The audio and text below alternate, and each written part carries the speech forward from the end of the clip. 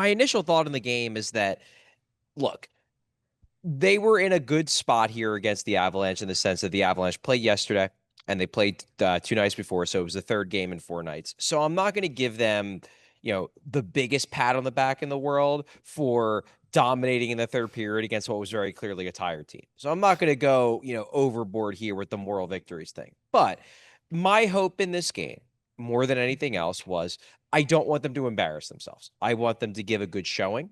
I want them to skate mostly with a team that we know on paper is significantly better than the Flyers, especially with the defense weaker than expected due to the absence of Cam York, and I guess Rasmus Line for that matter. So there are two starters out, and they did that. They did not embarrass themselves. They obviously go down. They go down 2 goals in the second period. They come back. They cut the lead to 1, and then in the third period, there were multiple opportunities, legitimate opportunities. They had to tie that game. Now they didn't do it. But again, they're not as good as the Avalanche. We all know this. So I'm not going to kill them for it. I think they were fine. I think they had a fine game. It's not a game that I think anybody should be angry about because we all know how good Colorado is.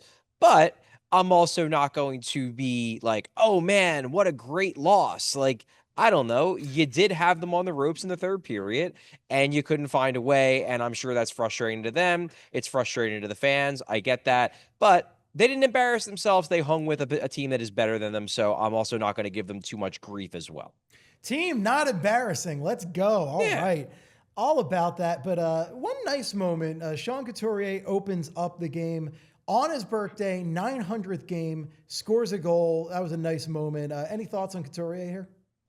Yeah, I mean, I didn't think he was fantastic the rest of the game, but I give him a ton of credit for trying to go out there and set the tone. I mean, they have a few really good shifts. By they, I mean the Flyers have a few really good shifts to start this game. Noah Juleson bombs a shot from the point, and Couturier just does a really smart play. Just angles his stick in a way that it's a deflection goal. Had a big celebration afterwards. Always nice to see a guy score a goal on his birthday as well. But I give Couturier credit. That's the kind of play that a captain makes when you're going into a game where you are very clearly the underdog. Everybody knows how good Colorado is, and he carries the load early in the game, gets them that early lead. My frustration point, and this isn't directed necessarily at Couturier, it's just directed at the Flyers, is that then as the third period progresses, they let the Avalanche play their game. They let the Avalanche take control. You have the momentum. You get the early goal. Your first 4, 5, 6 shifts are all really good. You're hemming them in their own zone, and then you just let it slip. And that was one thing that Couturier said after the game. He was the one that was the most open and honest about it. He was like, look, I just think there were stretches in this game, not the whole game, but there were stretches in this game where he felt like they just gave Colorado too much respect. That when they were playing forward, when they were playing aggressive, they could control play against this team. They aren't, look, everyone knows Colorado's better than the Flyers, but number one, the Flyers have to go into a game believing that they can hang with the team. And number two, the Flyers are better. They are a better team than they have been. Are they an elite team? No, but I think they're better. There's a reason why they have a winning record and they're in the playoff mix. They're not a bad team anymore. They're not the team they were last year. If they play their best, they can outplay Colorado. Maybe not for a 60-minute game, but for stretches. There were points in this game, I would say the second half of the first period and a lot of the second period, even though they do eventually get the 1 goal from connecting, where they just kind of appeared to be watching and marveling at the Avalanche as opposed to trying to push the play and control the game. Now, in the third period, they certainly benefited from the fact that Colorado was probably a bit gassed, but that's what they did in the third. They pushed, they attacked, and that's what they weren't doing for long stretches of the first and the second, and I think that hurt them. Yeah, I mean, I agree with you there. And it is a bummer that they lost this game because this could have been a big win and get some momentum for this team. So there were some interesting lineup decisions today. You can talk about Sealer, you can talk about Delorier, but I think the most interesting one is that Ersson gets the start over Vladar in this game. Any thoughts on that decision? Yeah, it surprised me. It seems like, and look, there may be other machinations going on behind the scenes, but Rick Taka was asked the question after the game, like, why did you go with Sam Ersson for the second straight game? And his answer was he played really well the last game. I thought he deserved it, and he thought he played pretty well tonight. Now, it is true that Ersson had a strong game the last time he was out, and Vladar didn't have that strong of a game the last time he was out. In my mind, though, like that's a little bit of recency bias. Like I am probably a bigger believer in Ersson than most, But to me, in this game, especially coming after 3 days off, you go with the better performing goalie. And the better performing goalie this season significantly has been Dan Vladar. Not necessarily because I think Ersson has been horrific, but I think Vladar has been actively great. And Ersson has been, somewhere between disappointing and okay. And I think tonight, overall, he was okay. I don't like the goal he gives up to Brent Burns in the first. I think that went a long way towards blunting the momentum they had in the early going. Rewatching the goal, because the second goal, the one off the end boards, whatever, that's chaos. Like, okay, yeah, I guess you could have covered it, but it was kind of a mess. Rewatching the third goal, originally I thought that was a bad goal. It does look like that deflects in off of Zamula. Still wish Mm-hmm. you could get a save there, but okay, I'll grant that one. But I thought the second half of the game he was very good. He made a bunch of really tough saves. There were some breakaways, some semi breakaways. He got some luck, got some help from the post on a couple plays too. But overall, I think the Avalanche, by natural stat trick, added up to a little over 3 expected goals. They scored 3 goals. Ersson delivered a fine overall performance, but against a team like the Avalanche, if you want to pull the upset, you probably need more than fine. And I think Vladar was more likely to deliver a more than fine performance. So that's sort of where I stand. But Tocchet basically said, look, Ersson played well last game, thought he deserved it. So unless he's papering over something else that's going on, which I mean, you can believe that, but there's no reason to think it was anything more than that. It really was just that Vladar wasn't that great last time out. Ersson was great last time out. So let's go with that guy and hope he can build off of that. Yeah, absolutely. So one of the guys who had a noticeable game has actually a rough first period, but after that, Travis Konechny has a pretty big game. Ends up with 8 shots on goal credited to him. He has that big goal, almost gets another one. What did you think about TK's game today? Yeah, it's so tough because he was so rough in the first, and you can't just erase that. Like he was bad in the first. He had a lot of turnovers. He has the failed clear on the power play goal and the lead up to that by the Avalanche. So all those things happen. But and even in the second and third, he was making some mistakes with the puck. He threw some pucks away. He had some turnovers, but he was just making so many plays that you have to, I guess, in aggregate, say that this was a good game for Travis Konechny. I guess in a way, it was just a very Travis Konechny game because we all know he's a merchant of chaos. That's just what he is. He does things. Sometimes they're good, sometimes they're bad. But the bet with Travis Konechny is that over the course of 60 minutes, over the course of 82 games, he's going to, in aggregate, help you a lot more than he hurts you. The first period, he hurt the Flyers. He did not play well. Second period, he scores the big goal. He nearly scored like 2 or 3 others, missed the net in a couple plays, but he was buzzing constantly. I thought that the Dvorak Zegras TK line was by far the Flyers' best line in this game, and he was a big part of it. So yeah, Konechny, weird game, but in aggregate, I think he was a net positive for the Flyers. Obviously, scores that big goal in the second as well. So someone who had kind of an overall good game, I think, was Emil Andre. I thought he was pretty impressive all game long. Was there anything in particular that stood out for you? Yeah, no, I loved Emil Andre's game. I thought he was, and I specifically asked Rick Tocchet about Emil Andre after the game because obviously they're frustrated. Tocchet's frustrated. He wanted to win this game. The team's frustrated. But I wanted to ask him what he felt of Andre's game because I loved Andre's game. He was making so many plays. He was carrying the puck through the middle of the ice. He was making plays in the offensive zone. And Tocchet raved about. He said, "Look, he all game he was getting what they call the good ice, which is basically my interpretation of what the good ice is like skating to open ice, Mm-hmm. getting to dangerous areas, not just playing around the perimeter. He was taking risks and they were calculated risks.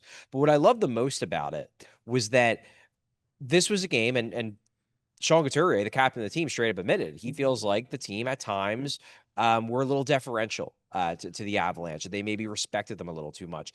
I didn't get one hint of a sense that Emil Andre played this game with any fear. He No. was not going out there being like, "Oh man, we're playing the Avalanche. Got to play it safe. Got to take care with the puck." No, he saw this game as like "Oh, we're playing the Avalanche. Okay, now I'm going to make some plays," and I love that mentality. Look, I've been an Emil Andre fan for a long time, and that's part of the reason why I'm a fan of his, is because he doesn't play with fear. His mistakes are not because he backed up. His mistakes are because he tried to do something and didn't work. And I'll take those kinds of players over Andrew McDonald's any day of the week. And I felt like this game was a perfect example. Like if everyone would have played with the confidence and the assertiveness of Emil Andre, I think the Flyers win this game. And I think Rick Tocchet would agree with you.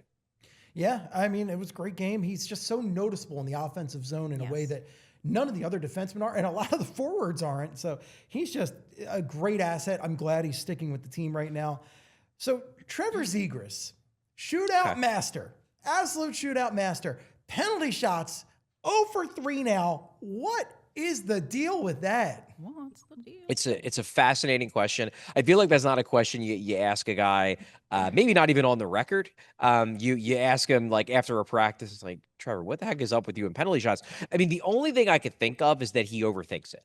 That maybe it's that the shootouts just come so naturally to him. He goes in with confidence because he knows how good he's been at them, and because he hasn't scored a penalty shot goal yet at the NHL level, maybe he's just in his own head a little bit. I mean, that shot of him on the bench with his head down on the boards, first off, iconic. Like, Yeah. what a screenshot. We're gonna get so much use out of that in terms of Flyers Twitter before. memes, Flyers Blue Sky memes, to be sure. But that maybe speaks to it, is that he's putting a little bit extra pressure on himself as opposed to what he does in the shootout because he hasn't yet scored an NHL penalty shot goal. It doesn't make any sense. I think I tweeted out, like, make it make sense, because it doesn't make any sense that a guy with that skill level would be such a, so good at shootouts, but then 0 for 3 so far in his career on the penalty shot. You have to think he's gonna score one eventually. And I will say, look, obviously would have loved him to score on the penalty shot. Wasn't that great of an attempt, but man, getting that penalty shot, I mean, he's got Nathan McKinnon on his back, and I mean, he still gets a quality opportunity even before the penalty shot. Like, that's another example of Trevor Zegras getting a bum rap in this league. Like, this is not, look, he's a skill player. He obviously has the talent. He's not going to be throwing hits like he's Tom Wilson or Sam Bennett. But this is not a soft player. For no matter what you hear from people from the outside, this is not a soft player. This is a guy who's willing to battle through contact to make plays. And you saw it on that breakaway that he turned into the penalty shot. Chuck, you want to talk about Matvei Mishkov's ice time? What was his ice time in this game? I honestly haven't checked. No one got fewer minutes than him besides the fourth line. On the Okay. 1425. He got slightly less than Grabenkin, who got 1453. 14-25. Yeah, I mean, I really like the shift that he had late in regulation. Yes. It was a shift where he probably should have drawn a penalty.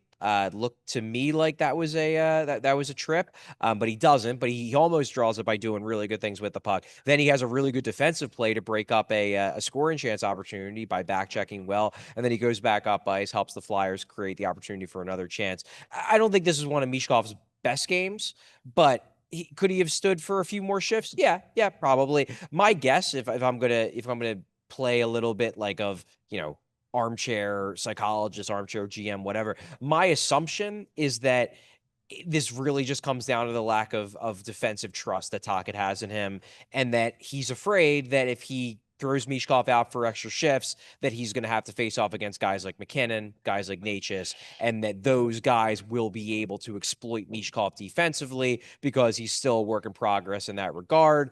I would have liked to have seen him with more shifts in the third, especially given the fact that they were pushing so well that they really weren't playing defense. They were basically on the attack constantly. And honestly, like Mishkov, okay, yeah, I would have liked to have seen him with like 16 minutes. My bigger frustration point in this game, if we're going to talk about ice time, is I don't know why, and I know that they didn't get a ton, but I don't know why you're seeing the fourth line out there, Yes. especially like 5 minutes left in the third, and you're putting Down a a line goal. on the ice. It's insane. No exaggeration. Like, this is not an exaggeration. This is an accurate fact. The fourth line has yet to score a goal this season. This was the 27th game. The only goals that fourth liners have scored for the Flyers this year have been either when they were up the lineup, like Gurbenkin playing on the third line, or Obels has a goal that he scored when there were still residual players left from like a top 9 line on the ice with him. There is yet to be a goal scored by the Flyers this season by the fourth line when all 3 members of the fourth line are on the ice. I don't know why you feel the need to get them on the ice with 5 minutes left when you're trailing a goal. Use that as an opportunity to get Mishkov out there for one more shift. I'm not saying I want Mishkov getting 20 minutes at this point. I get it. He's still a work in progress in some ways, and this is a tough team to play against. But maybe a couple more shifts instead of the fourth line that after 27 games is not going to score a goal. Yeah, that to me seems reasonable. Yeah, it's just so frustrating at this point. What can you even say about it? Any updates on Cam York? He was definitely missed today. Yeah, he was. I mean, it doesn't seem like it's terribly serious. I guess my concern at this point is I really hope it's not a concussion. because they didn't reveal right the day of the injury. They were just like, he's out for the rest of the game, and sometimes that's like, oh well, if you're kind of being dodgy, maybe there's a concussion. Then he gets the day-to-day designation. We haven't seen him at practice since the injury. I'm crossing my fingers that it's not going to be super serious. It doesn't seem like the Flyers think it's super serious, but they're playing a lot of games over the next 2 weeks. They got 4 games this week. They got 4 games next week. So if this lingers, yeah, you're going to be stuck with Juleson and Zamula in the lineup. And one line that I'm going to highlight in my article, because Taka was specifically asked about that third pair of Juleson and Zamula. They were on the ice for 2 goals against. And Taka was very coach diplomatic in terms of his evaluation. He basically said, and this is like the epitome of damning with faint praise by a head coach at the NHL level, they're trying. They're trying. Well, they're Cool. trying, and they're not really succeeding. Look, I know Ristolainen is on his way back. I'm hopeful that maybe he can be back as soon as next week. And then when Cam York comes back, you're figuring, okay, now you can maybe pull both Juleson and Zamula out of the lineup, and you get the defense group that is their 6th most talented defenseman, including Emil Andre. After a game like this, I mean, I don't think he's closing in on losing his spot in the lineup. If anything, he's might even stay in the top 4 once Ristolainen's back. But I do think that you gotta look towards getting guys like Zamula and Juleson out of the lineup as soon as possible. Ristolainen would obviously replace Juleson's skill set, and then Zamula, man, I mean, he had some rough shifts in this game. Yeah, he had some rough shifts. What did you think about the Stinks. decision to put Sealer on the top pair to start this game? I mean, I didn't love it, but also I'm not really sure if you have a better option. Like, I guess you could go Sanheim Drysdale, I guess. But I don't know how much I trust Drysdale getting the toughest minutes every single shift against Nathan MacKinnon either. I just think this is an example of the Flyers just not having the horses. Like, for you to really be able to match up the way you want to match up against Colorado, you got to have Cam York in the lineup, because they have one guy really in Travis Sanheim, with Cam York out, who's capable of taking these minutes. They shuffled it around. It wasn't just Sealer getting minutes with Sanheim. Zamula had some minutes with him, so they did shuffle it a little bit. But I don't love Sealer with Sanheim in this situation, but I also wouldn't love Drysdale with Sanheim in this situation, or Andre with Sanheim in this situation. I just think you're kind of stuck where you got a lot of bad options when Cam York can't play, especially when you're facing a team this good. What's the least bad option of the bunch? I love to be in that position right there. Any other thoughts before we get the 3 stars, Charlie?